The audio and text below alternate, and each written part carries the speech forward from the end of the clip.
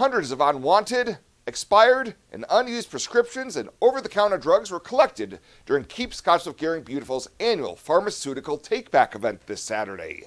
Each year, the nonprofit organizes this event to ensure that potentially hazardous items don't get flushed or disposed of in an unsafe way. We've come to discover that these items can't be taken out of water when it was recommended to be flushed. It just doesn't get removed from the water. So in order to protect the environment, wildlife, things like that, this is the best way to do it.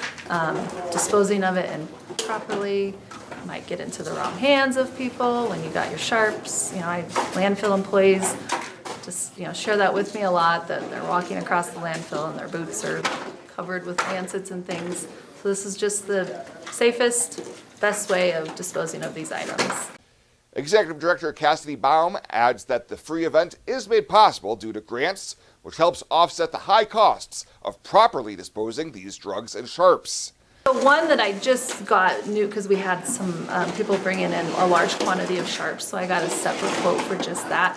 One 55-gallon drum of sharps was just a little over $1,000 to properly dispose of, which seems like a lot, but sharps have to be double contained, so you're putting, square objects in a round container. It takes up space, so it's very expensive to get rid of. Our quote roughly is, usually our invoice is $20,000 to $25,000 when we do this event every year. This event is held once a year, so if you missed this year's Takeback, Baum encourages you to hang tight and let those prescriptions be saved until next year's event.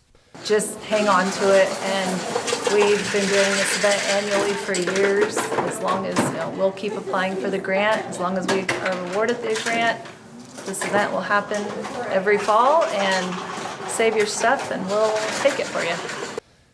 More than half a ton of items were collected Saturday at the North Platte Natural Resource District, which included 20 pounds of controlled substances, 750 pounds of sharps, 300 pounds of over-the-counter medication, and even 2 mercury thermometers.